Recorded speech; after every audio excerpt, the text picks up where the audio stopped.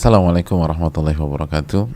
Alhamdulillah hamdan katsiran thayyiban mubarakan fi kama yuhibbu rabbuna wa yarda, wassalatu wassalamu ala nabiyyina Muhammadin wa ala alihi wa sahbihi wa man sara ala nahjihi bi ihsanin ila yaumil wa ba'd. Hadirin yang Allah muliakan, ibu-ibu sekalian dan jamaah dan siapapun yang ikut hadir pada kesempatan kali ini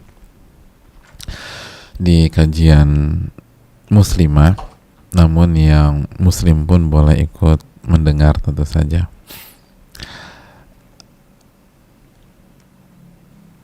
Bahkan yang bukan muslimah pun juga boleh mendengar dan boleh menyaksikan, dan semoga mendapatkan hidayah dari Allah Subhanahu wa Ta'ala. Pada kesempatan kali ini tidak ada kata yang pantas untuk kita ucapkan kecuali bersyukur kepada Allah atas segala nikmat dan karunia yang Allah berikan kepada kita. Sebagaimana salawat dan salam semoga senantiasa tercurahkan kepada junjungan kita Nabi kita Muhammadin alaihi salatu wassalam, beserta para keluarga, para sahabat, dan orang-orang yang istiqomah berjalan di bawah naungan sunnah beliau sampai hari kiamat kelak. Hadirin yang Allah muliakan, ibu-ibu dan jamaah sekalian, setiap wanita ingin menjadi yang terbaik. Bukan hanya menjadi baik, tapi ingin jadi yang terbaik. Di sebuah acara, wanita ingin tampil menjadi sosok yang paling cantik di acara atau event tersebut. Wanita tuh ingin pakai baju yang paling bagus di antara seluruh undangan-undangan yang ada. Wanita tuh punya hasrat ingin pakai aksesoris yang paling indah dibanding seluruh para hadirat atau orang-orang yang hadir. Itu tabiat yang ada dalam diri seorang wanita, dan begitu juga dengan laki-laki dengan komunitas mereka. Nah, kalau itu yang terjadi dalam urusan-urusan dunia, lalu bagaimana dengan urusan akhirat? Kalau itu penilaian manusia, lalu bagaimana dengan penilaian Allah Subhanahu wa Ta'ala dan Rasulnya Sallallahu Alaihi Wasallam? Tentu saja penilaian Allah dan Rasulnya lebih utama, lebih layak, dan lebih berhak untuk kita kejar. Kenapa? Karena kalau semua jamaah kita atau semua teman-teman kita mengatakan kita orang baik, maka tidak ada arti apapun jika kita dicap buruk oleh Allah Subhanahu wa Ta'ala. Mau semua orang bilang kita baik, mau semua orang bilang kita hangat, mau semua orang bilang kita humble, kita dewasa, kita ramah, tapi kalau Allah Subhanahu wa Ta'ala menyatakan kita bukan wanita yang baik, kita wanita yang durhaka, apa artinya pujian dari seluruh manusia tersebut? Nabi SAW bersabda, annal ummata law ijtama'at ala an yanfa'uka bi syai' lan yanfa'uka illa bi syai'in qad kataballahu lak. Apabila seluruh manusia bersepakat, bersekutu, berkoalisi untuk mensupport kita, untuk memberikan manfaat bagi kita, tidak akan berhasil kecuali apa yang Allah takdirkan untuk kita. Wa in ijtama'at ala an yadurruka bi syai'. Dan apabila mereka bersekutu, mereka bersepakat untuk memudaratkan kita, menjatuhkan kita, memberikan keburukan kepada kita, lan yadurruka illa bi syai'in qad kataballahu 'alaik. Tidak akan berhasil kecuali apa yang Allah takdirkan kepada Anda. Au kama qala, dan ini adalah penggalan hadits Abdullah bin Abbas yang dikeluarkan oleh Al-Imam Tirmidzi. Jadi titel baik, titel hangat, titel cantik, titel anggun yang diberikan oleh manusia kepada kita, titel stylish, ini ummahat kok stylish banget ya kalau ke kajian, udah syar'i, enak dilihat. Tapi kalau itu hanya sekedar pujian dari manusia, apa artinya buat kita? Atau Allah mengatakan tidak akan memberikan manfaat kecuali apa yang Allah takdirkan kepada dia. Nggak akan. Mau semua orang puji kita, nggak akan bermanfaat. Yang bermanfaat adalah apa yang Allah puji. Dan oleh karena itu hadirin sekalian, ketika kita punya ambisi menjadi yang terbaik, sekali lagi kita nggak bicara yang baik ya, yang terbaik, Maka ada sebuah hadis yang harus menjadi menu kita pada saat kita ngaji, pada saat kita belajar, pada saat kita berbenah diri. Dan hadis itu dikeluarkan oleh Imam Al-Baihaqi dalam sunannya. Dan hadis ini disahihkan oleh para ulama, diantaranya Imam Al-Albani dalam Sahihah. Hadis ini dari Abi Udzainah As-Sadafi, dari Abi Udzainah As-Sadafi, Abi Hamzah Dzal Ya Nun dan Ta marbutah, Udzainah As-Sadafi. Anna Rasulullah sallallahu alaihi wasallam, bahwa Rasulullah sallallahu alaihi wasallam bersabda, khairun nisaikum al-wadud al-walud al-muwatiyatul muwasiyatu idza taqainallaha. Nah itu tuh wanita terbaik di antara kalian, khairun nisaikum, sebaik-baik wanita kalian, sebaik-baik wanita di tengah-tengah kalian. Ini udah the bestnya wanita, udah yang terbaik. Siapa mereka? Mari kita catat sifat-sifatnya. Yang pertama al-wadud, al-wadud. Yang kedua yang pertama al-wadud ya, al-wadud. Yang kedua al-walud. Yang ketiga al-muwatiyah, al-muwatiyatu, al-muwatiyatu. Yang keempat al-muwasiyatu, al-wadud, al-walud, al-muwatiyatu, dan al-muwasiyatu.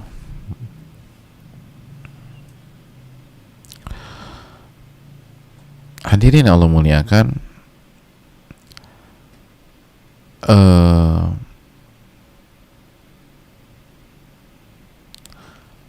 itu orang atau itu wanita-wanita yang terbaik.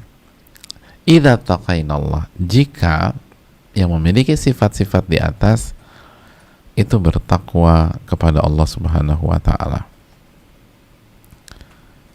Merekalah wanita yang terbaik.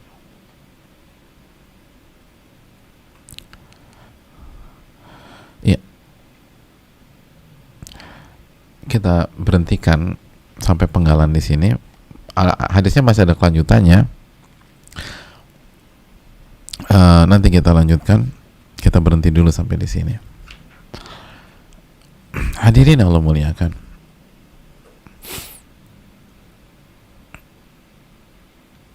Yang pertama, apa tadi yang pertama jemaah? Yang pertama al-wadud. Apa arti al-wadud hadirin? Ibu-ibu udah catat belum nih? Al-wadud. Jadi kalau ingin jadi wanita terbaik, yang pertama sifat yang harus dimiliki adalah al-wadud. Al-wadud itu artinya wanita yang penuh dengan cinta dan kasih sayang. Jadi hatinya dipenuhi dengan cinta dan sikap derap langkahnya itu penuh dengan kasih sayang. Atau simpelnya dia wanita yang penuh cinta dan kasih sayang dan bisa mengungkapkan cinta dan kasih sayangnya tersebut.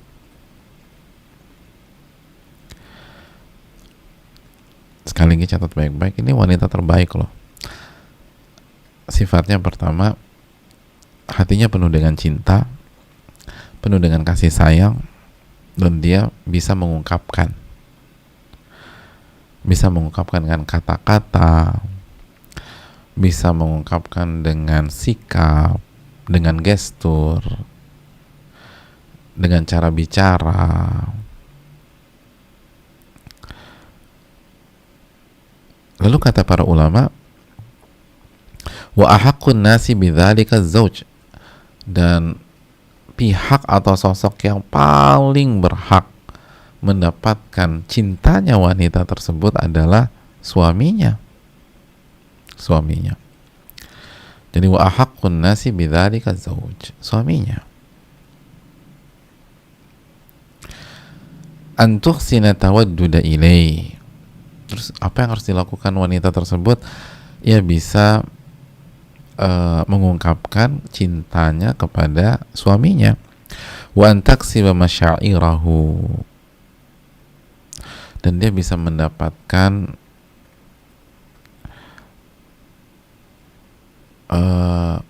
hati dari suaminya tersebut.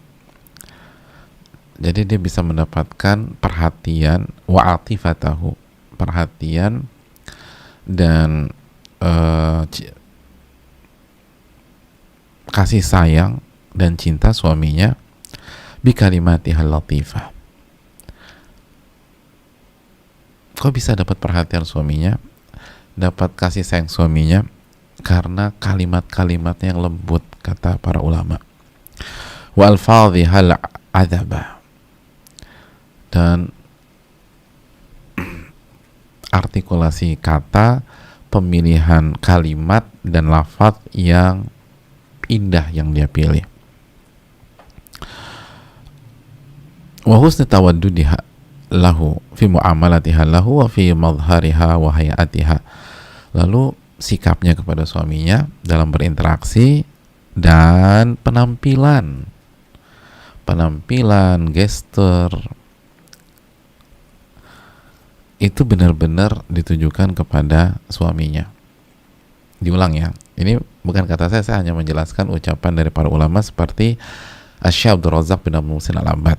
Jadi kata beliau dan mereka, para ulama kita rahimahullah, yaitu wanita yang apa? Yang penuh dengan cinta kasih, penyayang banget nih wanita. Dan dia bisa mengungkapkan cintanya, kasih sayangnya kepada siapa? Kepada semuanya. Tetapi yang terpenting, yang paling berhak dapetin itu adalah suaminya. Dia bisa tunjukkan, dia bisa ungkapkan, dan bisa berikan kasih sayangnya ke suami, dan dia bisa mendapatkan rasa suaminya, kasih sayang suaminya, perhatian suaminya, cinta suaminya. Kok bisa sih suaminya perhatian sama dia, suaminya bisa tertuju pada dia? Oh, ternyata karena kalimat-kalimat yang dia pilih kalau bicara, atau kata-kata yang dia pilih ketika me-WA suaminya kalau sekarang ya. Jadi kalau WA suami itu benar-benar dijaga kata-katanya, yang al-latifah, yang lembut, nggak boleh nyinyir sama suami. Wa alfadhihal adzaba, dan lafat-lafat atau kata-kata yang dia pilih itu baik, indah. Dan juga bagaimana ketika dia berinteraksi dengan suaminya, ketika nyiapin kebutuhan suami gitu loh. Suaminya mau pergi kantor atau mau pergi kerja atau mau aktivitas, semua disiapkan oleh wanita tersebut atau istrinya itu. Lalu cara nyiapinnya juga enak gitu loh. Nyiapin sarapan juga oke. Pokoknya semua dia tumpahkan kepada suaminya. Dan gak lupa wa fi madhariha wa hayatiha, juga dia perlihatkan dari penampilan, madhar, penampilan, wa hayah, jadi bentuk, jadi tubuhnya dia jaga, mandi gitu loh ibu-ibu. Jangan gak mandi 3 hari di rumah, bisa aku gak kemana-mana. Ya itu kan suami ada di rumah. Terus jangan pakai daster terus. Walaupun memang favorit banget, dan kalau ibu pakai itu ibu bisa tidur nyenyak senyenyak-nyenyaknya karena udah nyaman, udah cocok di tubuh karena dari tahun 70-an. Jadi benar-benar best friend forever lah, sama BFF lah sama tuh daster. Tapi kan nggak enak dilihat sama suami gitu loh.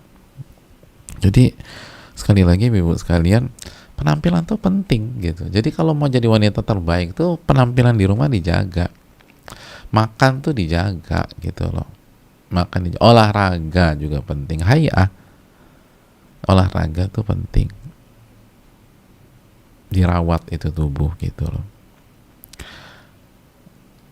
Jadi semuanya tuh dijaga, itu wanita terbaik.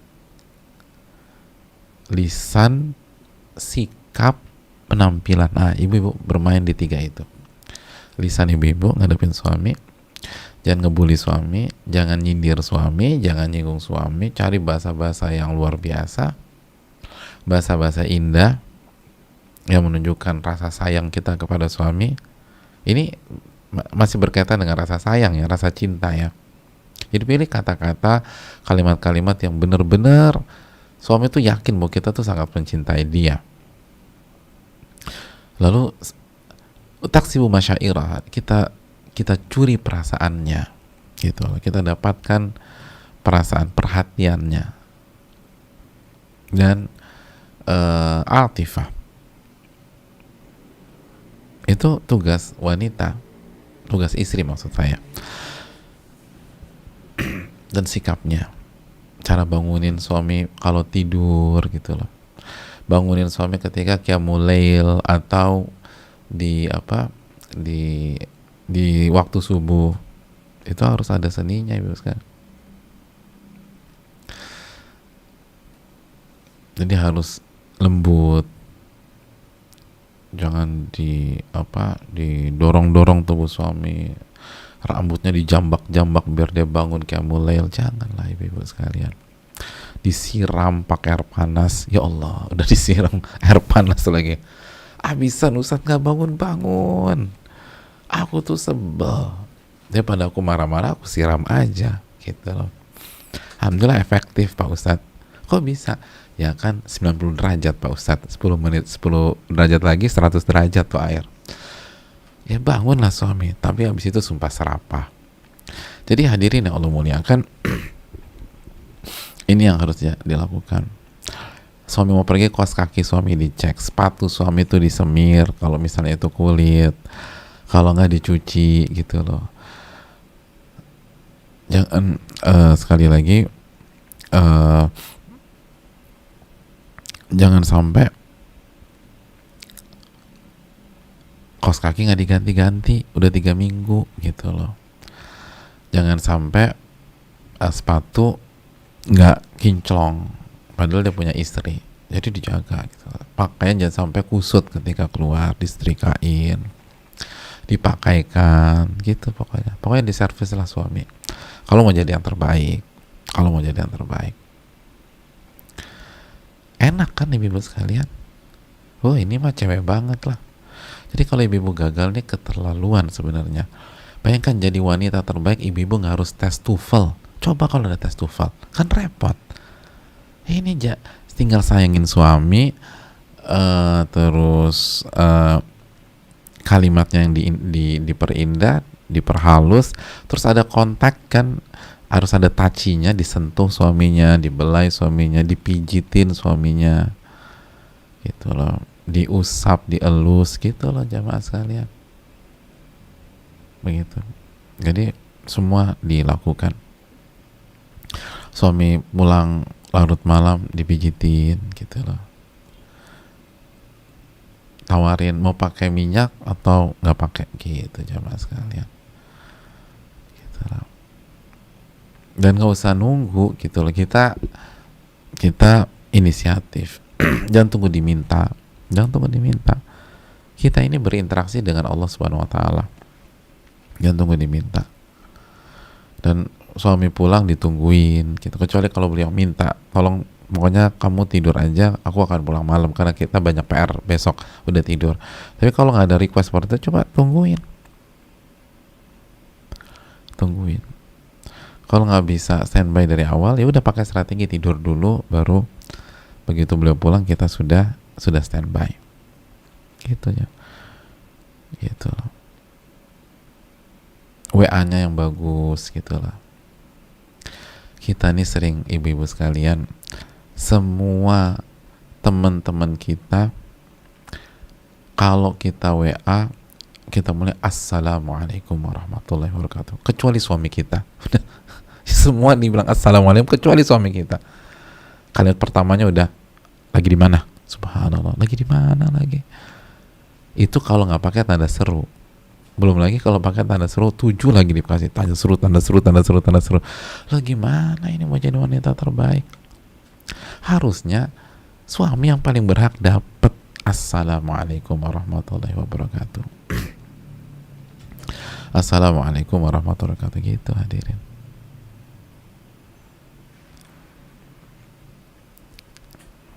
Dan pertanyaan, kalau suami belum pulang lot malam, pertanyaan setelah assalamualaikum, kalimat keduanya jangan ada di mana, mau dibuatin apa ketika pulang, gitu. Itu tuh kita harus tahu. Ini sebagian istri lagi di mana, atau kok nggak pulang-pulang. Ya emang suami kita Bang Toyib apa? Kadang saya juga agak bingung.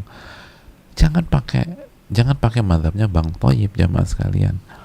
Jadi pasti capek deh mau request sesuatu nggak, gitu. Jadi jangan kenapa nggak pulang-pulang, tanda tanyanya 4, tanda serunya 5, nggak bagus itu. Tunjukkan kasih sayang, kan. Kalau misalnya kan gini, harusnya orang yang sayang tuh kalau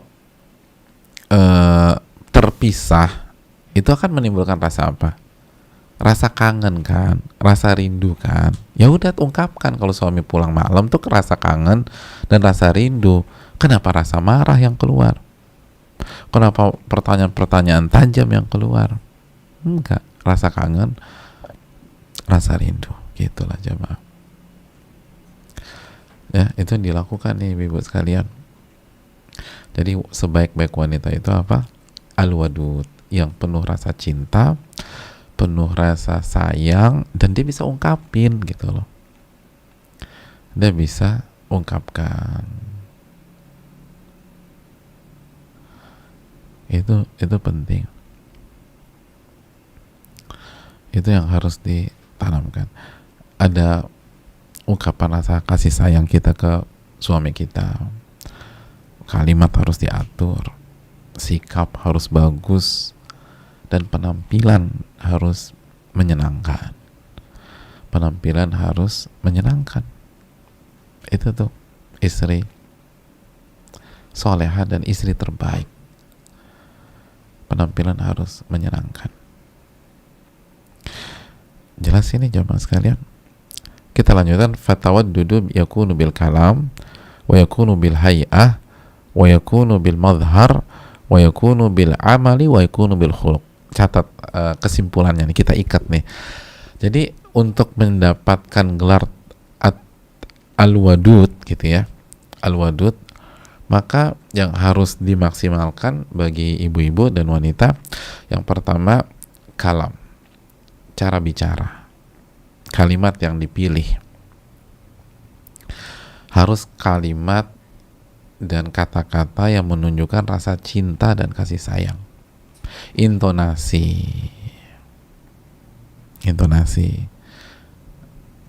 volume suara, gitu loh, volume suara. Oke, itu yang pertama.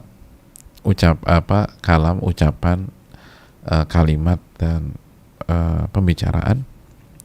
Jangan marah-marah sama suami, jangan ngebentak, jangan suara tinggi, jangan nyindir, jangan nyinyir, dan seterusnya. Yang kedua, wa yakunu bil hay'ah,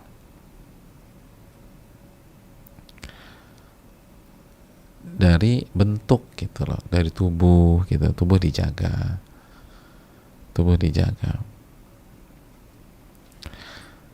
Gitu jemaah sekalian. Apalagi kalau kita tahu suami kita suka dengan bagian tubuh kita yang tertentu, itu dijaga. Misalnya, suamiku tuh suka banget sama bentuk jempol kakiku loh, itu dijaga jempol kakinya, misalnya, gitu loh. Pokoknya nyenengin suami lah, itu dijaga bentuk tubuhnya. Wa yakunu bil madhar, dari penampilannya juga dijaga. Penampilan di rumah, ketika keluar rumah juga, apa yang membuat suami senang, selama tidak menyelisih syariat, lakukan itu. Pokoknya suami suka apa, lakukan. Aku nggak suka deh kamu kalau pakai di rumah tuh baju yang warna apa, warna biru gitu loh. Kenapa? Karena biru tuh terlalu ngejreng gitu loh. Jadi kamu suka yang warna apa, Beb? Aku suka orange. Wah, kok gimana sih? Biru terlalu ngejreng kamu jadi ke orange. Udah nggak usah didebat. Oh, jadi suka orange. Iya. Menurut aku orange tuh warna yang kalem. Udah nggak usah dijawab, udah pakai orange saja gitu loh. Walaupun kita nggak habis pikir, kenapa biru dongker ngejreng tapi orange itu kalem. Ya udahlah, yang penting suami bahagia, insya Allah kita diridhoi oleh Allah Subhanahu Wa Taala. Kadang-kadang kenapa sih masa orange, harusnya kalau biru hitam dong, Beb. Udah nggak usah, udah suka-suka suami deh, madhar gitu loh, madhar. Jadi penampilan harus menunjukkan rasa cinta kita kepada suami kita. Terus wa yakunu bil amal, dan juga terlihat dari amal perbuatan gitu loh, kinerjanya sebagai istri, tugas-tugasnya gitu ya, tugas kita jadi istri, nyiapin ini, nyiapin itu dan sebagainya. Wa yakunu bil khuluq, dan terlihat dari akhlak, dari akhlak yang mulia, menunjukkan rasa cinta dan kasih sayang. Jelas ini hadirin sekalian?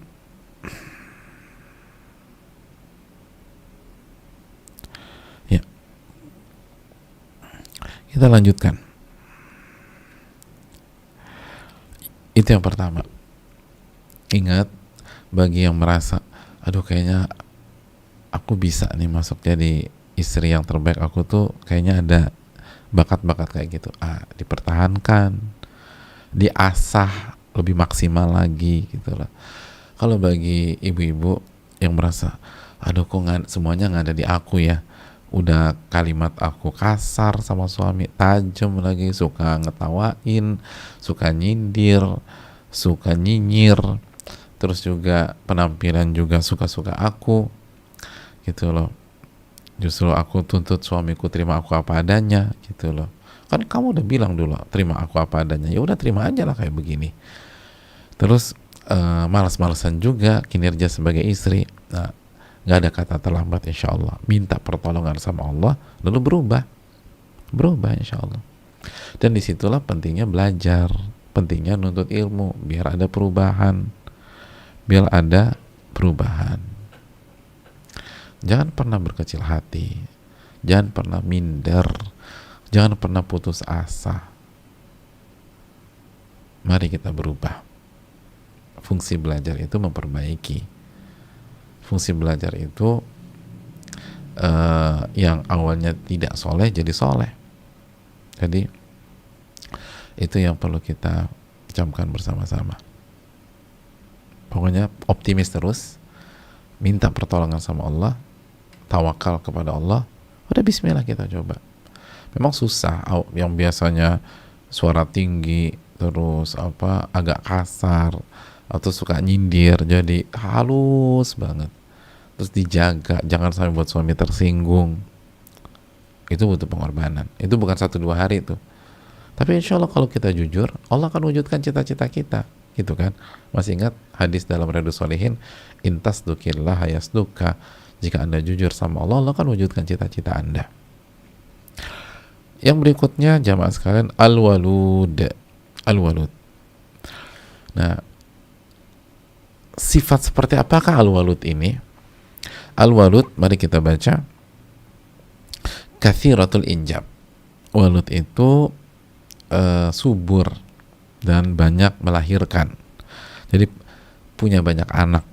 Wahya sifatun hamidatun fil mar'ah, dan ini sifat yang positif dan terpuji bagi wanita.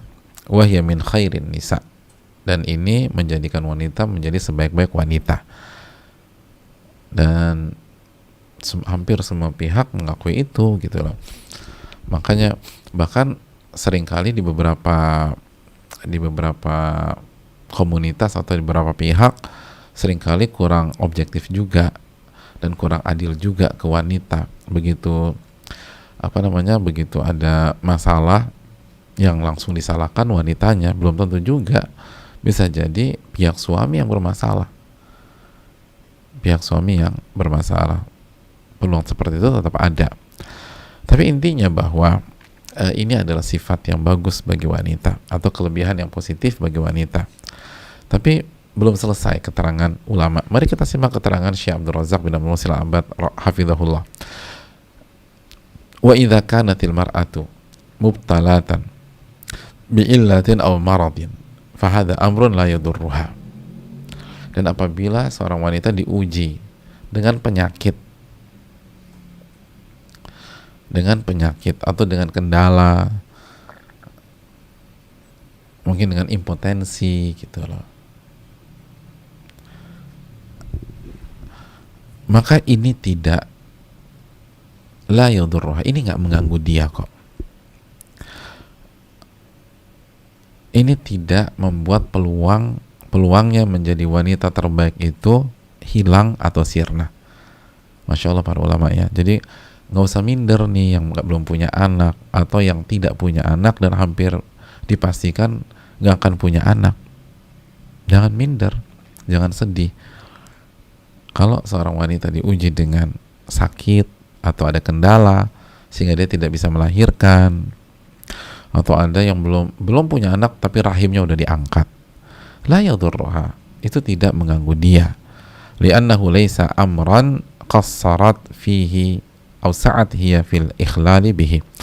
Karena kalau faktornya ini, itu bukan karena kelalaian si wanita itu, bukan karena kelalaian, dan bukan disengaja untuk tidak mau punya anak.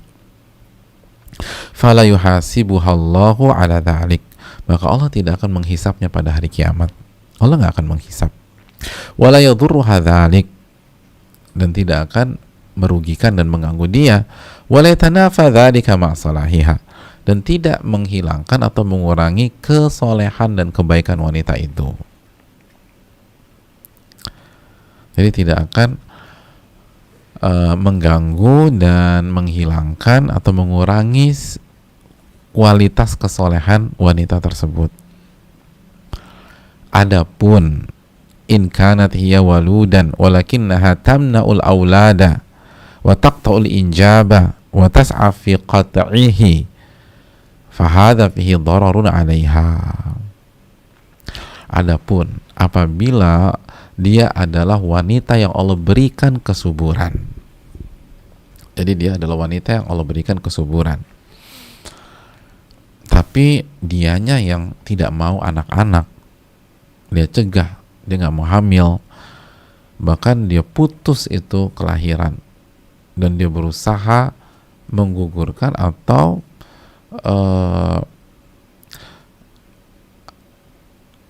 membuat dirinya tidak bisa melahirkan. Jadi memang ada usaha ke sana, ada effort ke sana, nggak mau dia pakai itu. Tanpa ada alasan syar'i, tentu saja. Tanpa ada alasan syar'i. Cuman karena nggak mau aja. Aku nggak suka anak kecil. Aku nggak mau. Aku lebih suka hidup sendiri. Dan itu kan terjadi. Tren itu muncul di dunia. Tren itu muncul dan ada saat ini di dunia, nggak mau punya anak, khawatir ribet, hanya ngerepotin, hanya ngeganggu dan lain sebagainya. Padahal dia bisa. Dan dia berusaha untuk tidak punya anak. Fahadha fihi dararun 'alaiha, ini yang akan merusak dia. Ini yang akan membahayakan dia di dunia dan di akhirat. Waqad qala Nabi SAW, dan Nabi telah bersabda, tazawwajul wadud al-walud, menikahlah dengan wanita yang al-wadud. Masih ingat al-wadud itu apa? Tadi wanita yang penuh rasa cinta, kasih sayang, dan bisa mengungkapkannya. Wal walud, dan wanita yang banyak anak. Fa inni mukatsirun bikumul umama yaumal qiyamah, karena aku berbangga dengan banyaknya umatku pada hari kiamat. Aku berbangga dengan banyaknya umatku pada hari kiamat. Falladhi yanbaghi 'alal mar'ati an tas'a fi wujudil aulad, maka seyogyanya seorang wanita berjuang untuk memiliki anak. Wa tabdhulu sababa fi dzalik, dan berikhtiar untuk memiliki anak. Wa tas'a fi tarbiyatihim wa tansyiatihim wa riayatihim, dan berjuang untuk bisa mendidik anak dan bisa menjaga tumbuh kembangnya dan bisa merawatnya. Wa tahtasibu litakuna sababan fi an yujada fil mujtama' abna'un salihun wa du'atun muslihun, dan dia berjuang agar anaknya menjadi sebab, atau mohon maaf, dia berjuang agar dia menjadi sebab lahirnya anak-anak yang soleh di tengah-tengah masyarakat, dan lahirnya dai-dai yang memperbaiki kualitas masyarakat. Jadi hendaknya para ibu itu, para wanita itu, ketika berusaha memiliki anak, dia berjuang, dia berniat, bertekad dan berjuang agar anaknya nanti menjadi anak yang soleh, dan bukan hanya jadi anak yang soleh, tetapi memperbaiki kualitas kesolehan dari masyarakat. Wa tahtasib dzalika min awwali dukhuliha fi zawaj, dan ketika dan hal itu semua dia harapkan mulai dari awal dia masuk ke pernikahannya. Awal dia masuk ke pernikahan, taqulu bainahu wa bainallah, dia berbicara secara private antara dia dengan Allah Subhanahu wa taala. La'allallaha yukrimuni bi abna'in min a'immatil huda aw min ulama'il muslimin wa min du'atil khairi. Semoga Allah Subhanahu wa taala memuliakan aku dengan anak-anak yang menjadi imam-imam petunjuk dan menjadi ulama-ulama kaum muslimin, atau dai-dai, ustadz-ustadz yang mengajak kepada kebenaran. Fayuktabu lahal ajrul azim ala hadhin niyati salihah, maka dia akan mendapatkan pahala yang besar dan luar biasa karena niat yang salihah tersebut, niat yang benar itu.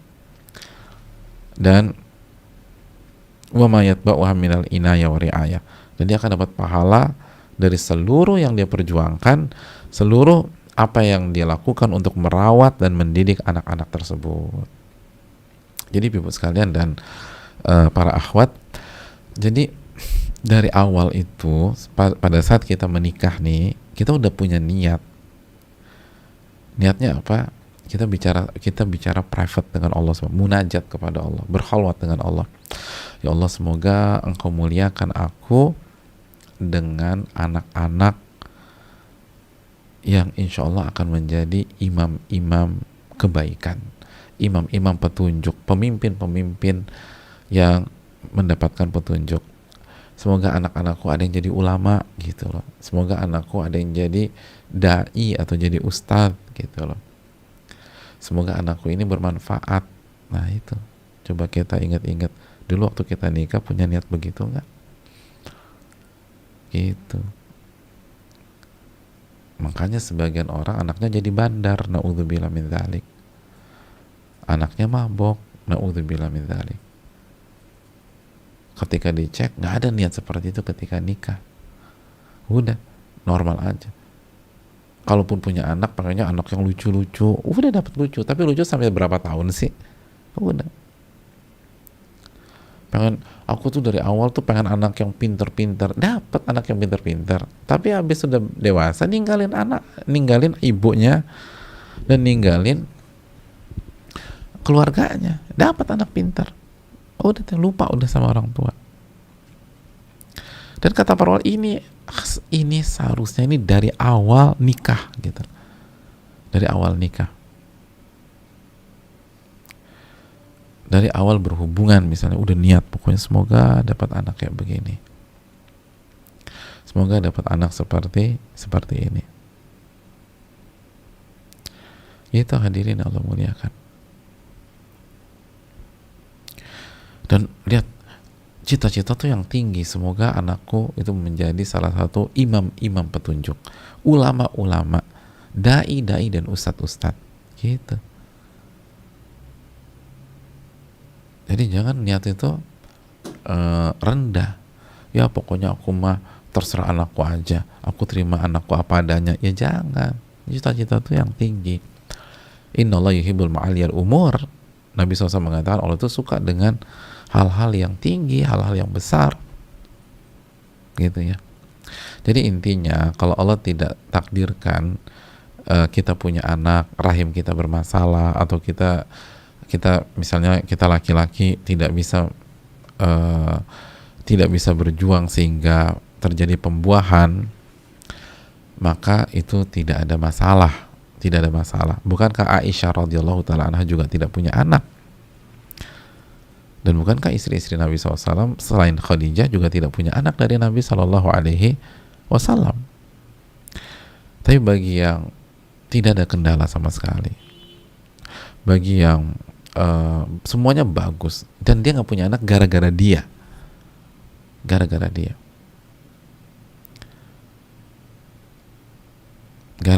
dia nggak mau.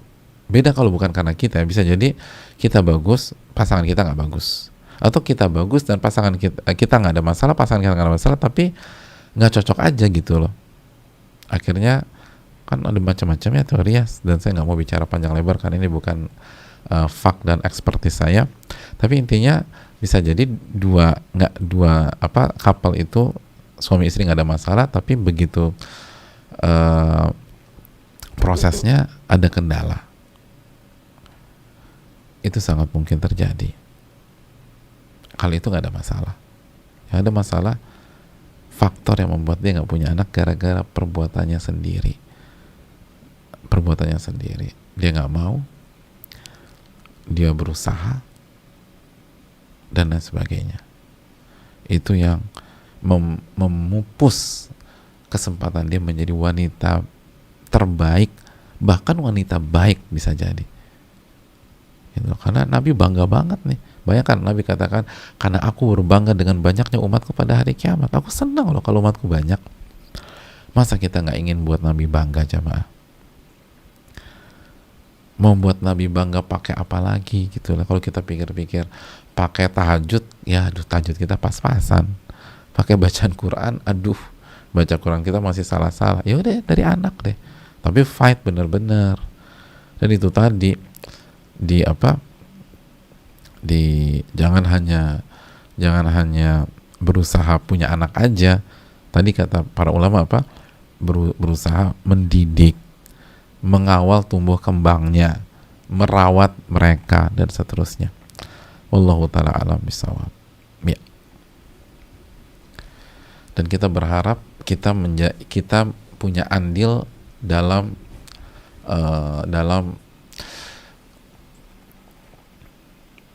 melahirkan anggota-anggota masyarakat yang soleh-soleh dan yang memperbaiki gitu. Semoga anakku ini bisa memperbaiki masyarakat gitu, jemaah sekalian. Dan itu dari awal pernikahan. Begitu, Masya Allah. Yang berikutnya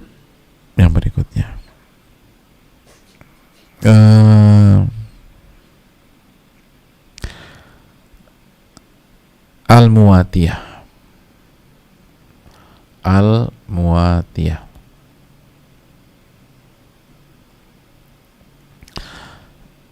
Alif lam mim waw alif ta ya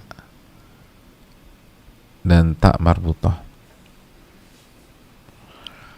Al-Muwatiyah. Hadirin Allah muliakan.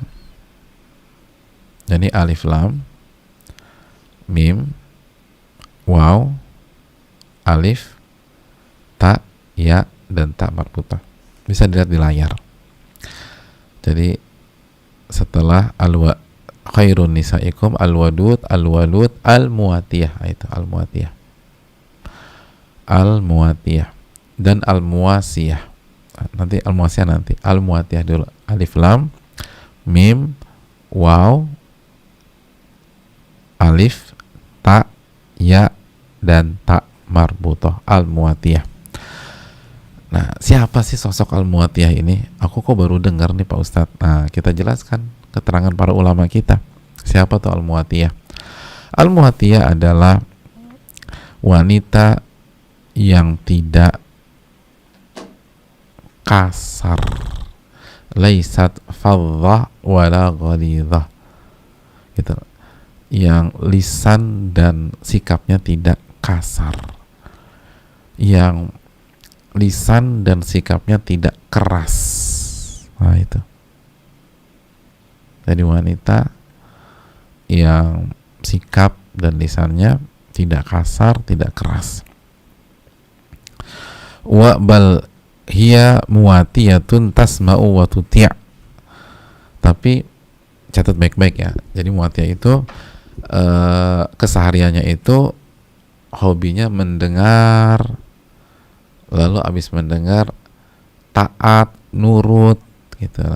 Wa tastajib, dan berusaha menjalankan perintah dan arahan gitu loh. Jadi sekali lagi jadi hobinya yang pertama itu suka dengar gitu loh. Suka dengar. Kalau suami arahin didengerin gitu loh. Kalau suami kasih nasihat didengerin. Kalau apa namanya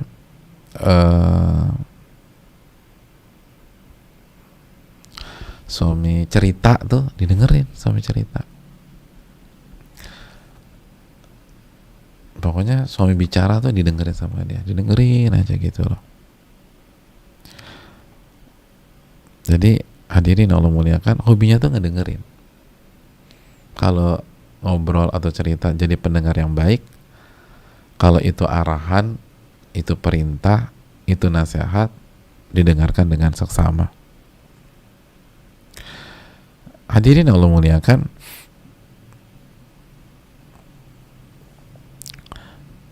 abis didengerin tuti', nurut gitu loh. Nurut, taat. Jadi yang pertama apa? Dengar. Jadi wanita terbaik adalah pendengar-pendengar setia. Itu catat tuh. Jadi kalau mau jadi wanita terbaik, kita harus punya mental pendengar setia. Khususnya dengerin suami. Terus yang kedua, taat, nurut. Taat dan nurut. Terus yang ketiga, tastajib, responsif gitu loh. Jadi cepat dalam merespon, respon positif. Respon positif. Jadi sekali dikasih tahu langsung tek tek tek gitu. Sekali kasih tahu tek tek tek gitu loh jamaah. Tastajib. Disambut gitu loh. Arahan suami disambut. Nasihat suami disambut. Perintah suami disambut. Nasihat suami disambut. Itu istijabah. Tastajib. Jelas nih jamaah. Jadi apa? Jadi pendengar yang baik, nurut dan taat, dan menyambut gitu loh. Itu wanita-wanita terbaik tuh begitu. Walaupun dia lebih cerdas daripada suaminya, walaupun mungkin dia lebih kaya daripada suaminya, walaupun tes IQ-nya lebih tinggi daripada suaminya, enggak, dia tetap pokoknya suami bilang dengar dia. Dan dia nggak bilang, aku mah udah tahu itu dari 17 tahun yang lalu mas. Loh, lalu suaminya baru dengar kajian tentang itu kemarin gitu loh.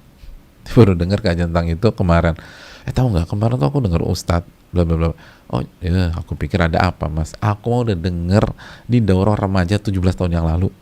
Ya Allah, suaminya diam aja, sedih suaminya tuh. Ngomong dijawab gitu. Kemarin aku ikut kajian ternyata gini-gini. Ya Allah mas, kamu baru tahu itu, kemana aja dari dulu gitu.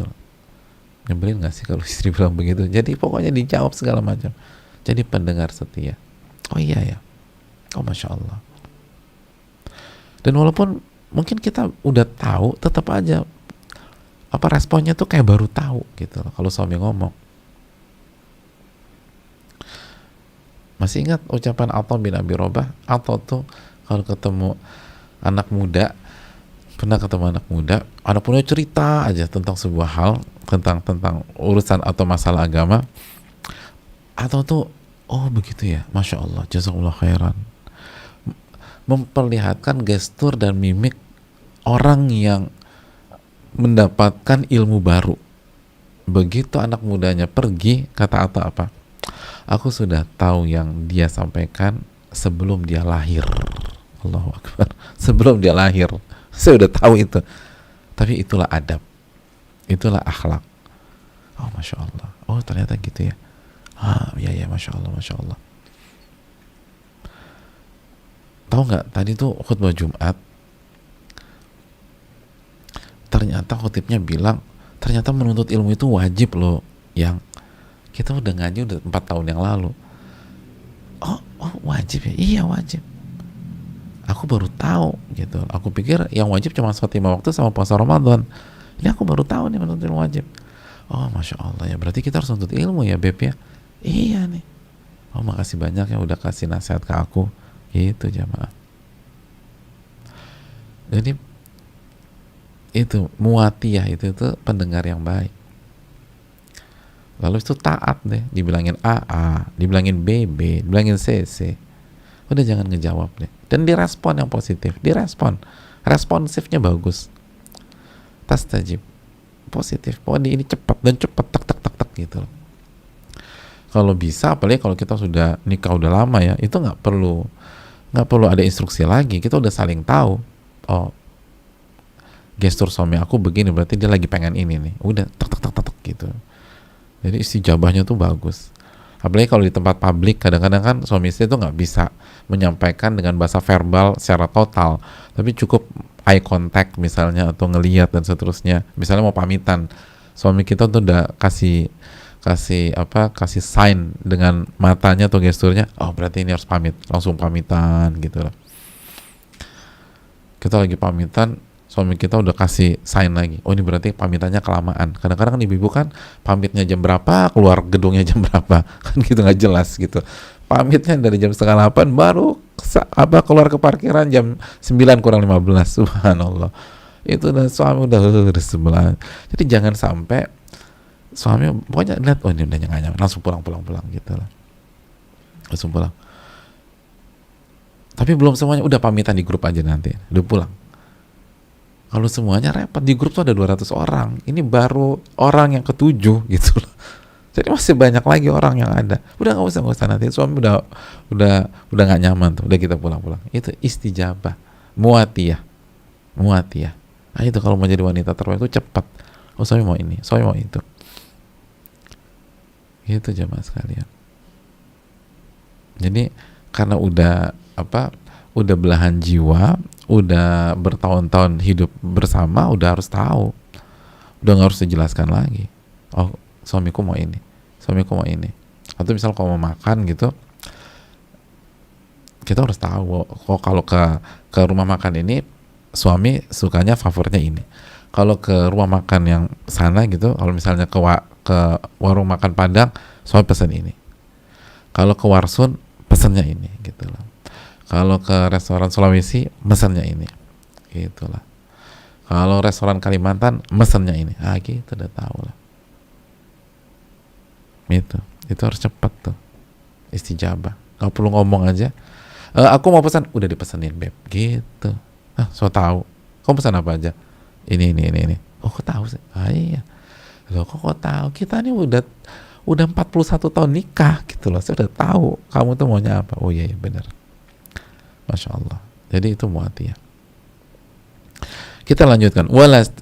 Wala tastankif, wala tastakbir, wala tasta'li ala zawj. Hadirin Allah muliakan. Dan muatiyah itu istri yang tipikalnya tidak suka menolak suami. La yamtani. Jadi dia nggak akan menolak permintaan suaminya kecuali haram tolak. Jadi lastankif, tidak imtina gitu lah. Pokoknya kalau suami minta ini iya, suami minta ini iya, suami minta itu iya, kecuali haram, dan dia akan bicara dengan baik-baik. Wala tastakbir, dan dia tidak menyombongkan diri, dia nggak sombong sama suaminya. Wala tasta'ni ala zawj, dan tidak merasa tinggi di hadapan suaminya. Jadi dia nggak merasa bosi, dia nggak jadi madam depan suaminya, dia nggak merasa saya yang berkuasa atau saya yang gajinya paling tinggi kalau dua-duanya sama-sama berpenghasilan. Omset saya lebih banyak daripada omset dia kalau dua-duanya berbisnis. Enggak. Wala yakunu minha nusyuz wa au ta'ali, dan tidak ada kedurhakaan dan tidak ada kesombongan. Itu poin. Jadi hobinya 3 dan alerginya 3 gitu. Kalau bahasa kita, hobinya apa? suka dengar, suka nurut, taat, dan merespon cepet gitu. Alergi apa? Dia alergi untuk menolak suami. Dia nggak akan nolak. Dan khususnya hubungan intim, jangan pernah menolak hubungan intim. Dan malaikat melaknat itu secara khusus dosa besar, penekanan masa ini. Dan dia nggak akan nolak, nggak berani dinolak suami. Dia takut suaminya murka, lalu sholatnya nggak diangkat, dia ada kepada Allah Subhanahu Wa Taala. Sebagaimana sabda Nabi SAW bahwa sholat tidak melewati telinga seseorang, diantaranya apa? Wanita yang suaminya marah kepada dia, karena diantaranya dia tolak. Jadi muwatiyah itu anti mengatakan tidak kepada suami kecuali itu haram. Dia nggak mau mengatakan tidak atau jangan segala macam, enggak, kecuali itu haram. Selama itu nggak haram, iya udah, iya dan iya. Secara umum demikian. Dia boleh memberikan saran, dia boleh mengarahkan, tapi dia tahu seninya, dia tahu cara bicara, dan dia iakan dulu. Oke. Tapi baru boleh kasih masukan, enggak. Alangkah lebih indah lagi kalau begini, tapi itu bola di tangan kamu pemimpin aku mah tinggal ikut aja. Kamu bilang eksekusi, aku eksekusi. Tapi benar nggak sih kalau kita pertimbangkan opsi lain? Kan enak kalau ngomong demikian ya. Pokoknya beb, kamu bilang aku suruh terjun, aku terjun dah, gitu loh. Hanya saja kayaknya ada opsi lain yang bisa kamu pertimbangkan juga, tapi ini terserah kamu. Kalau kamu lebih nyaman ini, aku mah ikut inilah. Jadi bahasa-bahasa seperti itu yang digunakan. Itu jadi dia alergi mengatakan tidak kepada suaminya, lalu dia alergi menyombongkan diri di hadapan suaminya. Lalu yang ketiga, dia tidak meninggikan diri. Walaupun mungkin gelarnya lebih tinggi. Suaminya S1, dia profesor misalnya, atau dia S3 atau dia S2, tetap aja, saya istri, saya nggak boleh meninggikan diri. Apalagi nggak punya bargain position, apalagi nggak punya posisi tawar, ya masa dia tinggalkan diri di hadapan suami? Secara pendidikan suaminya lebih unggul, secara cerdas suaminya lebih unggul, secara ini suaminya lebih unggul. Apa alasan dia melakukan hal tersebut? Dia punya semuanya aja, suaminya di bawah, itu aja. Kalau dia ingin jadi wanita terbaik, dia nggak boleh pakai cara seperti itu. Itu yang perlu kita camkan bersama-sama. Al-muatiyah, jelas ya. Hobinya apa ya? 3, pendengar sejati, pendengar setia, nurut, dan responsibel. Responnya oke. Terus dia alergi mengatakan tidak, sombong, dan meninggikan diri. Yang berikutnya al-muwasiyah. Coba kita lihat lagi di layar al-muwasiyah. Alif lam mim waw alif sin ya dan ta marbutah. Al-muwasiyah. Siapakah al-muwasiyah ini? Al-muwasiyah itu jamaah sekalian adalah wanita yang hobinya membantu suaminya dalam kebaikan. Hobinya ngebantu suami. Tuwasi zaujaha wa taqifu ila janbi. Jadi dia senang membantu suaminya dan selalu berusaha berdiri di sisi suaminya, di samping suaminya, khususnya dalam masalah, dalam ujian dan seterusnya. Orang-orang pada ninggalin suaminya, dia akan katakan, aku berdiri di sampingmu, gitu. Aku berdiri di sampingmu, kamu gak usah khawatir, aku selalu ada di sisimu, gitu. Bi'idnillahi ta'ala. Gitu. Istri itu begitu. Semua mengecam suaminya, aku berdiri di hadapan suamiku. Suaminya bangkrut, gak ada duit segala macam, dia tetap berdiri di hadapan, atau dia tetap berdiri di samping suaminya. Tapi aku udah gak punya uang, atau kamu di rumah mamamu aja dulu ya, karena aku nggak punya apa-apa nih. Enggak, kita hadapi bareng-bareng. Itu al-muwasiyah. Wa takunu aunan lahu 'alal khair. Dia senantiasa berusaha ngebantu suaminya di atas kebaikan dan ketaatan kepada Allah. Suaminya dihadapkan transaksi haram, semua nge-push suaminya untuk sign, untuk tanda tangan, untuk mengiyakan. Goyah suaminya. Karena ini bukan bukan 6 digit, bukan 7 digit, bukan 8 digit lagi, ini 9 digit, mungkin 10 digit. Goyang suaminya. Terus dia bilang, jangan tanda tangan. Ya, jangan. Nanti gimana? Tenang aja, ada Allah gitu.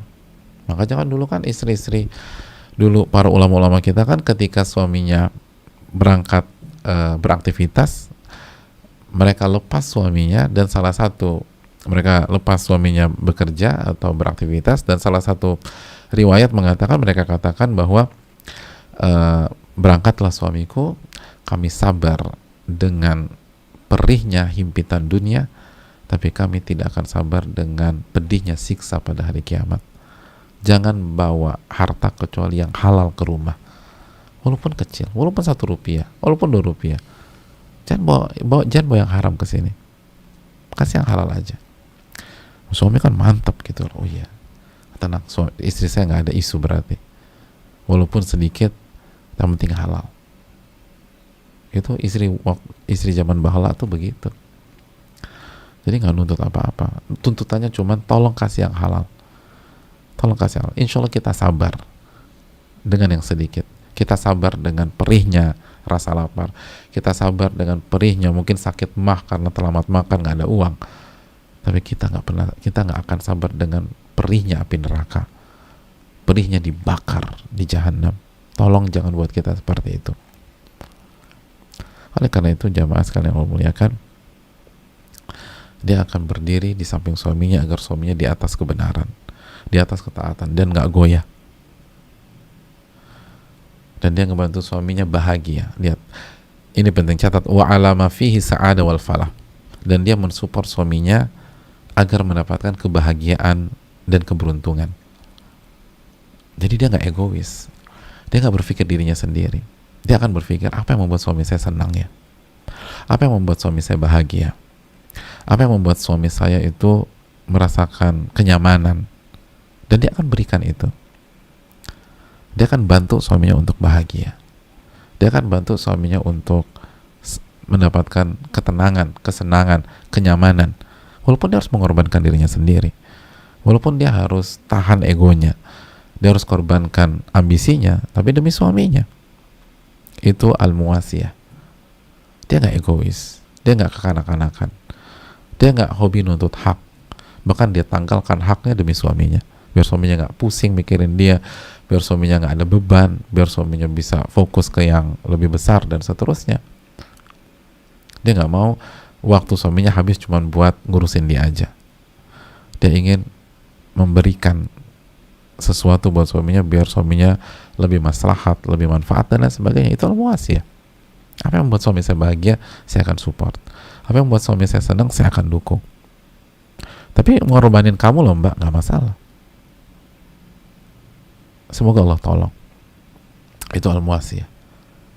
Itu wanita-wanita terbaik. Dan wanita nggak mungkin nggak ditolong sama Allah, tuh nggak mungkin. Wanita-wanita seperti ini nggak mungkin nggak ditolong sama Allah. Itu pasti ditolong oleh Allah, pasti dikasih keberkahan, pasti dikasih pahala besar.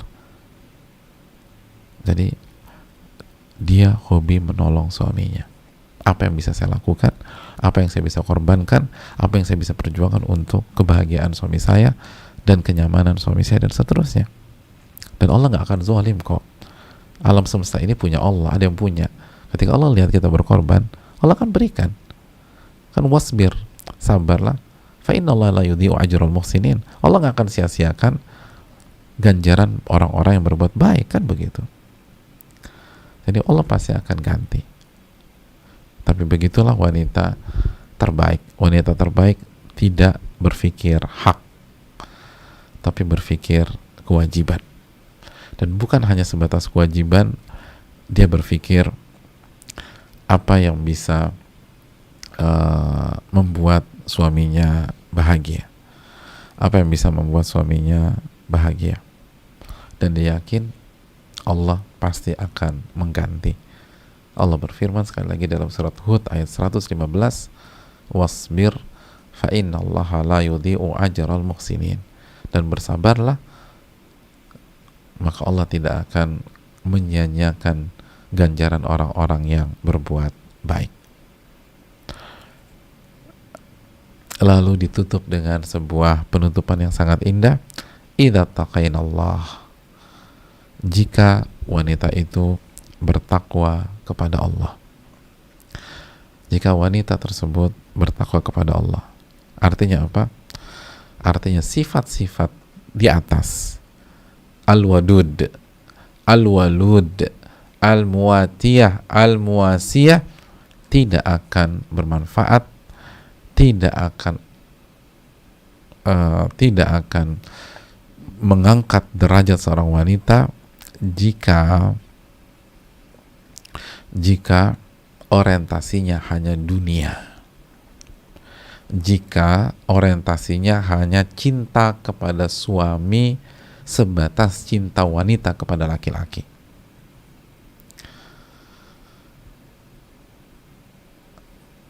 Makanya para ulama mengatakan anna hadhihi sifat innama takunu nafi'atan lil mar'ati bidza idza taqatillaha. Sesungguhnya sifat-sifat di atas baru bermanfaat bagi seorang wanita jika dia bertakwa kepada Allah. Kalau saja ada wanita yang penuh kasih sayang, perfect lah, cinta dan kasih sayangnya, lembutnya udah perfect, al-walud, lalu banyak anak, udah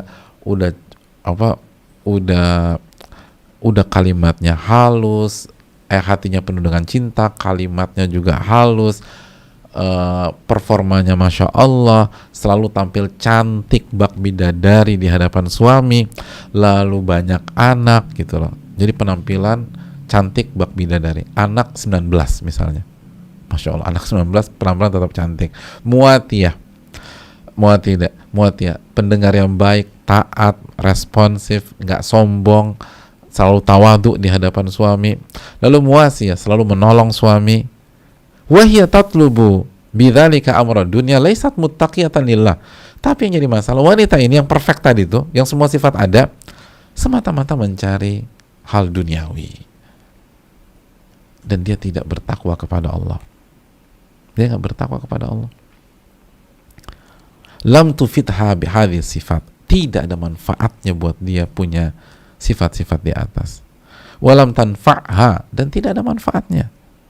Wa innama takunu hadhihi sifat nafi'atan laha, karena sifat-sifat di atas baru bermanfaat buat dia jika dia lakukan itu, dia miliki itu, talaban li ridallah azza wa jal, dalam rangka mencari ridha Allah, dalam rangka mencari ridha Allah, wa sa'yan fi tahqiqi taqwa, dan upaya untuk meraih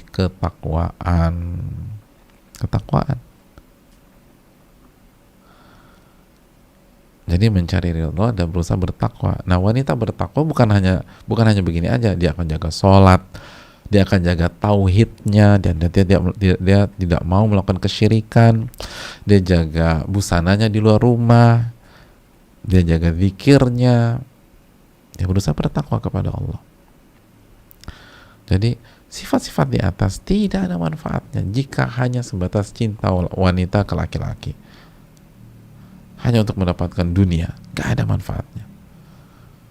Harus lahir dari ketakwaan, mencari ridha Allah, mencari ridha Allah subhanahu wa ta'ala, baru dia akan mendapatkan apa yang dia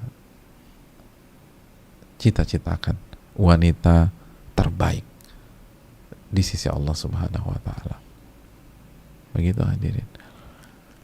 Jadi hubungan rumah tangga itu bukan sebatas hablum minan nas. Kita itu lakukan semuanya taqarruban, mendekatkan diri kepada Allah, mencari ridha Allah, dan untuk mewujudkan ketakwaan kita. Dan ini tentang kita dengan Allah. Sekali lagi, ini tentang kita dengan Allah. Makanya wanita terbaik itu nggak peduli direspon positif atau negatif oleh suaminya. Dia udah lakukan semuanya, tapi suaminya tetap dingin, tetap kaku, tetap nggak romantis, tetap aja dia main di level tersebut.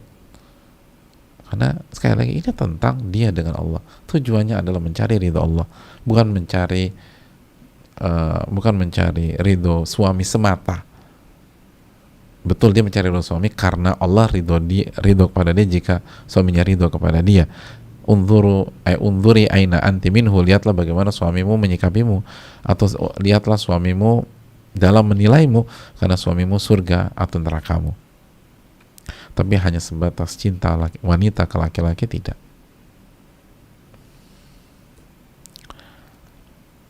Ini tentang mencari ridho Allah, ini tentang keikhlasan, ini tentang penghambaan, ini tentang penghambaan di dalam rumah tangga,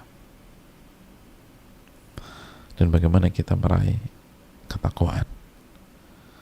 Hadis yang sangat menarik, hadis yang sangat luar biasa. Semoga bisa menjadi ibrah bagi kita. Al-wadud, al-walud, al-muwatiyatu, al-muwasiyatu idza taqaina Allah. Penuh cinta dan kasih sayang, subur, dan kalau punya penyakit atau kendala tanpa ada kelalaian, tidak ada masalah. Hal yang ketiga, hobinya adalah menjadi pendengar sejati, pendengar setia, nurut, taat, dan respon, tidak meninggikan diri, tidak menyombongkan diri, dan terus merasa rendah dan nol di hadapan suami. Lalu dan tentu saja yang pertama merasa rendah di hadapan Allah. Lalu dia lalu muasiyah, hobinya menolong suaminya, dan semua itu dilakukan dalam rangka takwa kepada Allah. Takwa kepada Allah. Dan ingat hadis Muslim, at-taqwa, ini kita kunci dengan ini, dengan hadis Muslim. Nabi katakan at-taqwa hahuna, at-taqwa hahuna. Jadi at-taqwa hahuna, inti ketakwaan itu di sini, sambil menunjuk qalbu beliau. Jadi ingin jadi wanita terbaik, yang pertama kali dibangun adalah kebersihan hati, amalan hati, hati yang bersih dari kesyirikan, baik syirik besar maupun syirik kecil, hati yang ikhlas, hati yang mencari ridho Allah, sehingga semuanya dilakukan dalam rangka bertakwa kepada Allah. Ini yang bisa disampaikan, semoga bermanfaat. Wassalamualaikum warahmatullahi wabarakatuh. Kita buka sedikit waktu untuk sesi tanya jawab.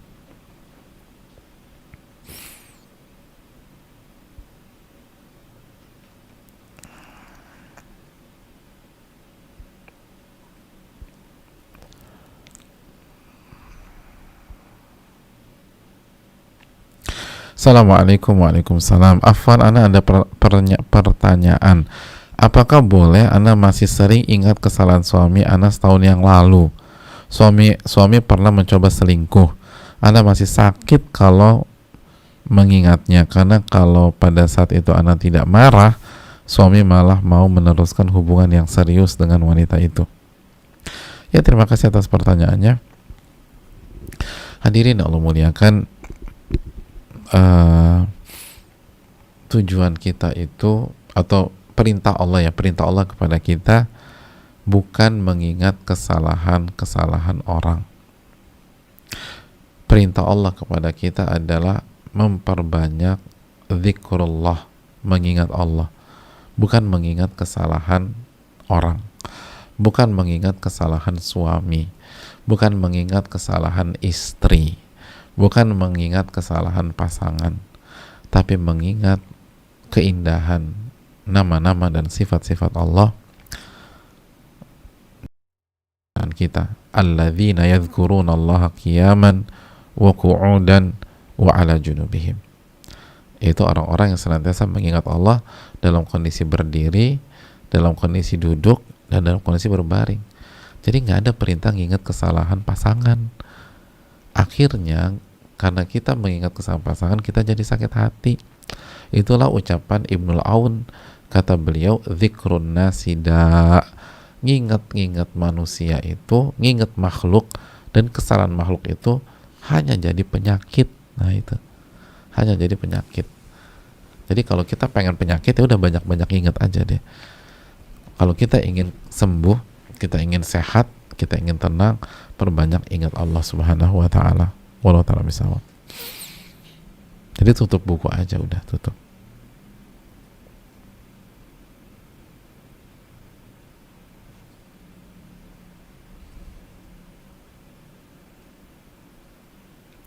Assalamualaikum warahmatullahi wabarakatuh. Mau bertanya untuk kajian nanti siang. Nanti siang. Berarti ini pertanyaan dari pagi dong ya. Luar biasa nih. Nanti siang. Saya seorang ibu rumah tangga, memiliki seorang anak. Suami saya sedang dimabuk cinta dengan perempuan lain dan sudah berlangsung selama 2 tahun. Saya hanya bisa bersabar karena bertahan untuk putra saya. Saya hanya bisa bersabar dan berdoa. Suami saya jarang pulang ke rumah kami dan lebih banyak menghabiskan waktu di rumah yang satu karena ada perempuan itu di rumah itu. Apa yang sebaiknya saya lakukan selanjutnya Pak Ustadz? Karena banyak juga rumor yang mengatakan mereka sudah nikah siri. Terima kasih atas pertanyaannya. Yang pertama, hadirin Allah muliakan, bahwa hadapi ini dengan istighfar kepada Rabbul Alamin. Coba perbaiki hubungan dengan yang mengatur seluruh episode-episode takdir kehidupan kita. Episode-episode takdir kehidupan kita itu dulu deh. Kita mau ngatur suami itu susah, jamaah ibu-ibu sekalian. Banyak kendalanya.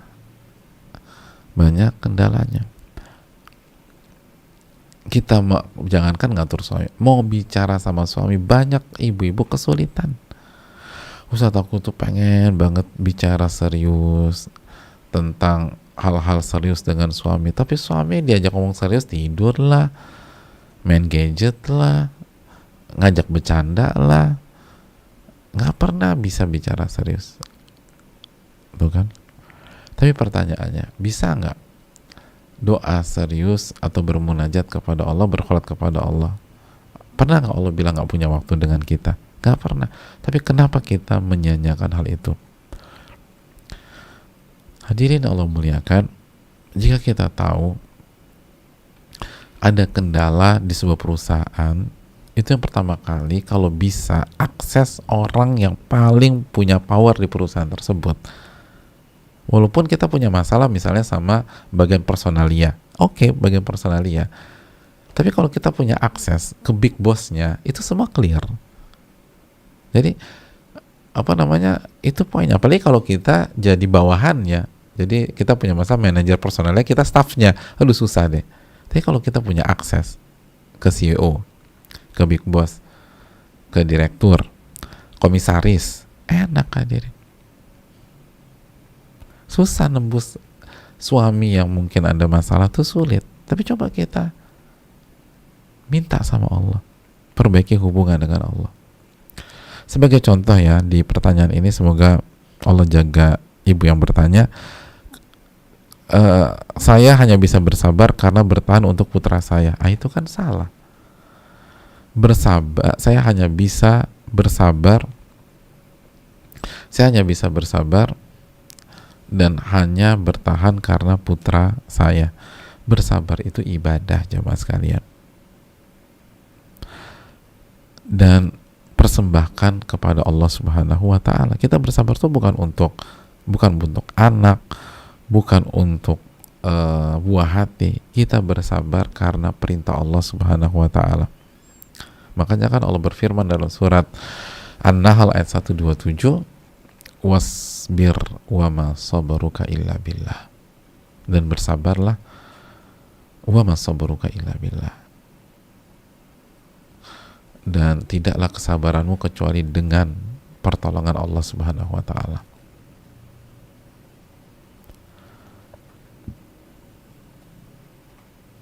Jadi sabar itu dengan pertolongan Allah dan mencari ridha Allah. Ini bukan tentang anak, ini tentang perintah Allah Subhanahu wa ta'ala. Oleh karena itu hadirin Allah muliakan, jangan bersabar untuk makhluk, bersabarlah mencari ridha Allah Jalla wa'ala. Jadi perbaiki hubungan kita dengan Allah.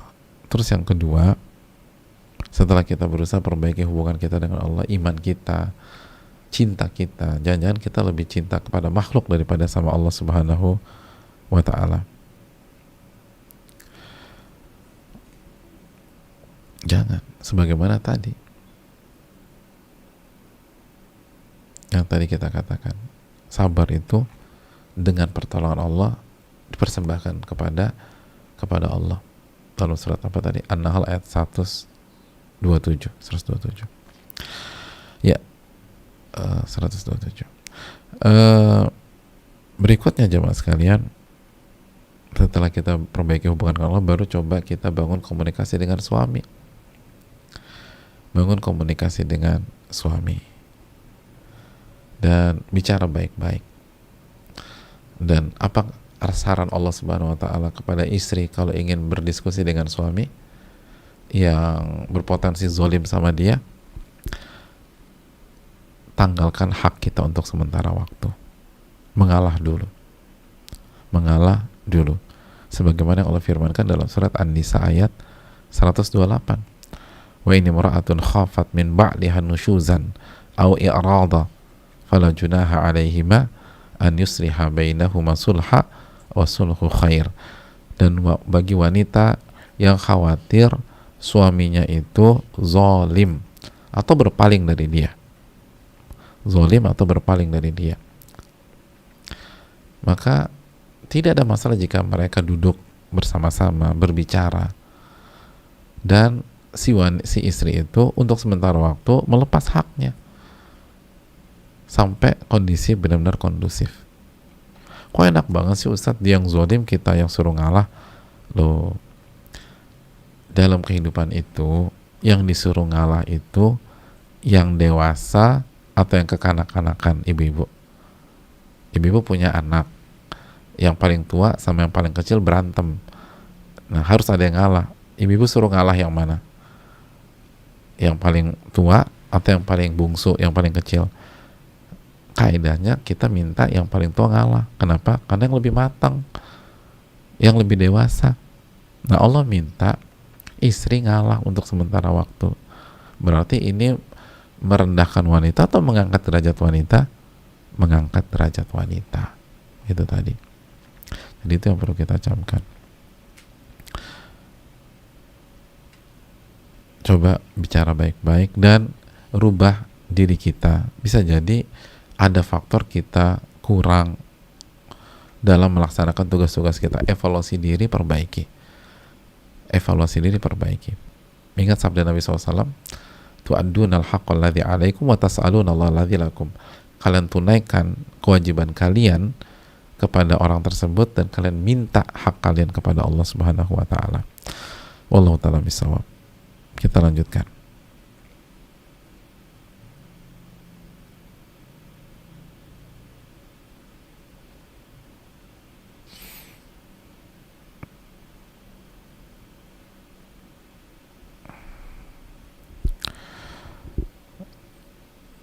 Pertanyaan ketiga, kalau suami saya izin untuk menikahi perempuan Nasrani yang hijrah dan menjadi mu'alaf berkat suami saya, menikahi karena ingin menolong jangan sampai perempuan itu terjerumus lagi, apakah saya dosa jika bilang tidak mau? Hati saya sakit tapi tidak bisa marah karena jalannya benar dan mungkin emang sudah takdir Allah Subhanahu wa ta'ala. Ya, terima kasih atas pertanyaannya. Kita tahu jamaah sekalian bahwa poligami adalah salah satu syariat dari syariat Allah Subhanahu wa ta'ala. Dan tadi wanita yang terbaik itu tidak menolak kecuali itu haram. Namun kita bisa jadi teman diskusi yang bijak dengan suami kita. Contohnya seperti ini. Artinya suami kita ingin menikahi dengan alasan ingin menolong. Menikah lagi dengan alasan ingin menolong itu boleh dalam Islam, tapi sebagian ahli ilmu mengatakan itu bukan alasan yang ideal. Kenapa demikian? Karena Allah akan uji klaim kita tersebut. Wa nablu akhbarakum, surat Muhammad ayat 31. Kita akan uji ucapan-ucapan kalian tersebut. Al-Ankabut ayat 2 dan 3. Ahasiban nas an yutraku an yaqulu amanna wa hum la yuftanun. Apakah manusia berpikir mereka dibiarkan begitu saja mengucapkan kami beriman dan mereka nggak diuji? Ada orang bilang, saya melakukan ini untuk menolong. Benar tuh menolong. Allah akan uji, benar nggak tuh menolong? Ahasiban nas an yutraku an yaqulu amanna wa hum la yuftanun. Apakah manusia berpikir mereka akan dibiarkan begitu saja beriman atau mengucapkan salah satu cabang keimanan mereka nggak diuji? Allah akan uji semua itu. Nah, siap nggak? Siap apa tidak? Kita tahu bahwa syarat ini tidak mudah. Syarat ini tidak mudah. Maka bagi laki-laki jangan menggampangkan dan harus benar-benar diperhatikan seluruh kriterianya. Adapun untuk wanita tidak boleh menolak sehingga kita mencapai sebuah keseimbangan dalam bersikap. Laki-laki tidak menggampangkan dan tidak memudah-mudah dan harus tahu dan harus siap segala macam. Adapun wanita tidak boleh menolak. Dan ini yang perlu didudukan jalan tengahnya. Apakah benar sudah siap? Apakah semua perangkat sudah dimiliki? Apakah kita bisa memimpin dua bahtera? Apakah benar-benar kita menolong? Siap nggak kalau Allah uji kita? Dan seterusnya. Jadi ini yang perlu dipertimbangkan, dan jujurkah kita sama Allah Subhanahu wa taala? Intas dukillah yastuka, jika Anda jujur Allah akan wujudkan cita-cita Anda. Jadi ini yang perlu dilakukan oleh istri untuk mengingatkan suaminya jika dia mengetahui hal tersebut. Semua senjata sudah siap atau belum? Semua persiapan sudah matang atau belum? Karena kalau belum matang lalu melangkah ke arah sana, itu bisa menjadi kuburan dalam rumah tangga kita. Nasallahu alaihi wasallam.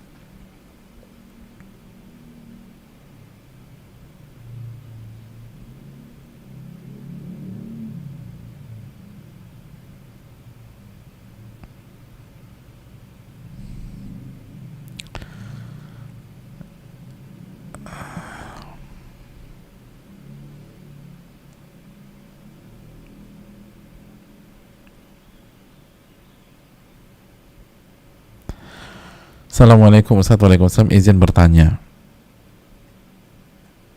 bagaimana tips bertahan menjadi sosok istri soleha yang terbaik bagi suami walaupun banyak cobaan dari sisi suami? Suami masih suka jelalatan lihat foto selfie akhwat di sosmed, padahal istri sudah berusaha untuk tampil yang terbaik. Bagaimana tipsnya biar istri nggak cepat down dengan kelakuan suami tersebut dan sabar serta terus berusaha jadi yang terbaik? Yang pertama, sekali lagi, bangun hubungan dengan Rabbul Alamin, karena yang membolak-balik hati suami kita adalah Allah Subhanahu wa taala. Inna quluba bani adam baina isba'aini min asabi'ir rahman yuqallibu kaifa sya'. Sesungguhnya hati-hati manusia itu di antara dua jemari Allah. Allah bolak-balikan sesuai dengan apa yang Allah kehendaki. Coba bangun hubungan dengan Allah.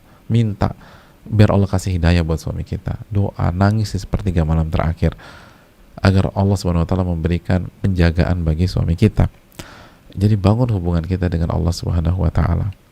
Terus yang kedua, sekali lagi, sebagaimana hadis wadud tadi, perbaiki penampilan kita dan selalu berpenampilan dan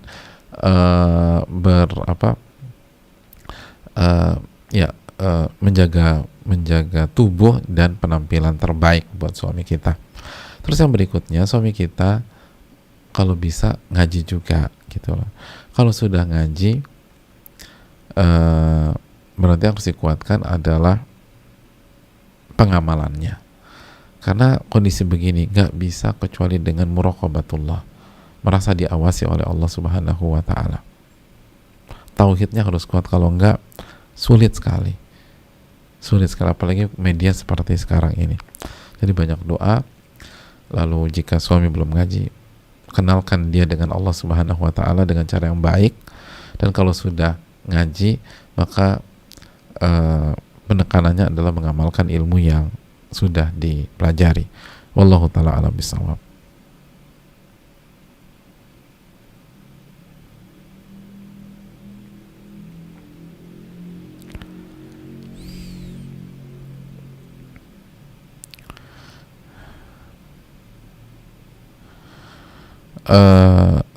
Assalamualaikum warahmatullahi wabarakatuh. Waalaikumsalam warahmatullahi wabarakatuh. Semoga Ustadz, keluarga, para tim selalu diberkahi dan dirahmati oleh Allah Subhanahu wa taala. Amin ya rabbal alamin. Afan, Ustadz ingin bertanya, saya seorang akhwat yang sedang di perantauan. Alhamdulillah Allah kehendaki atas diri saya untuk mengenal ajaran sunnah dan belajar ilmu agama lebih dalam. Qadarullah tahun ini belum pulang kampung karena pandemi. Dan ibu saya berkali-kali menanyakan kepulangan saya. Saya sedih Ustadz, di sini ada dua kesedihan dan kekhawatiran. Sudah pasti ingin bertemu orang tua. Yang kedua, Ustadz, lingkungan saya masih awam karena jauh, bahkan bisa dibilang asing dengan ajaran sunnah karena masih sangat kental dengan adat istiadat yang bertentangan dengan syariat. Saya baru berhijrah, lalu langkah bagaimana harus saya tempuh Ustadz? Saya khawatir dengan kadar keimanan saya. Syukron Ustadzuna jazakallahu khairan. Ya, terima kasih jazakallahu. Jika kembali ke pertanyaan, kendalanya adalah pandemi, maka sekarang kan tidak dilarang ya untuk melakukan safar di kondisi pandemi sekarang, asal protokolernya saja dilakukan. Protokolernya itu dipenuhi gitu loh. Karena hukum asalnya kalau perintah orang tua itu wajib untuk kita tunaikan. Orang tua minta kita pulang, hukum asalnya wajib kita pulang. Nah, tinggal ada nggak penghalangnya, dan ketika tidak ada larangan, artinya sudah dibuka sekarang, mungkin kendalanya adalah orang tua kita sudah tua atau sudah uzur, maka lakukan protokoler COVID aja gitu loh. Tes dulu sebelum berangkat gitu loh. Dan kalau perlu misalnya swab yang bisa, kalau nggak salah ada swab mandiri ya kalau nggak salah sekarang, dan bisa langsung hasilnya pada saat itu juga. Artinya kan semakin hari semakin canggih tesnya. Yaudah, walaupun agak mahal, pilih yang itu. Misalnya kalau kita punya rezeki, biar di sana begitu sampai kita bisa tes lagi. Jadi di sini tes, di sana tes. Misalnya tes di sini aman, berangkatlah. Kalau misalnya kita harus dengan umum, sampai sana tes lagi. Setahu saya sudah ada yang bisa sendiri dan hasilnya pada saat itu juga. Allah ta'ala alam ya, pihak medis yang bisa lebih menerangkan. Terus yang kedua itu jangan berpelukan, jangan ada kontak dan seterusnya untuk sementara. Jadi pelan-pelan. Adapun untuk lingkungan pasti setiap hal itu ada awalnya. Baru setelah itu pelan-pelan menjadi sebuah hal yang biasa. Jadi perkenalkanlah sunnah Nabi di lingkungan kampung atau desa kita. Memang awalnya dianggap aneh, tapi kan Nabi mengatakan badal Islamu ghoriban. Islam itu akan datang dalam kondisi asing. Wa sayaudu ghoriban kama bada, dan akan kembali asing sebagaimana kedatangannya. Fatuba lil ghuraba. Maka beruntunglah orang-orang yang dianggap asing oleh lingkungannya. Lalu yang harus kita lakukan adalah berakhlak mulia dengan lingkungan gitu loh, dengan orang-orang di kampung kita atau di desa kita. Pulang tuh bawa makanan, bawa hadiah yang bisa dibagi-bagikan ke sebanyak-banyaknya. Jadi bawa hadiah tapi bisa dibagikan ke satu RT gitu, satu berapa lah. Jadi hadiahnya jangan sepeda gitu loh, walaupun sepeda lagi hits, karena sepeda cuma bisa dikasih 1-2 orang aja. Kasih apa gitu, makanan kecil, bagikan. Terus sampai sana sisihkan uang untuk kasih bagi-bagi lagi gitu. Senang deh gitu. Insya Allah masyarakat senang dan nggak terlalu mempedulikan penampilan beda kita kalau kita sering ngasih ke mereka. Wallahu ta'ala bishawab. Mungkin itu.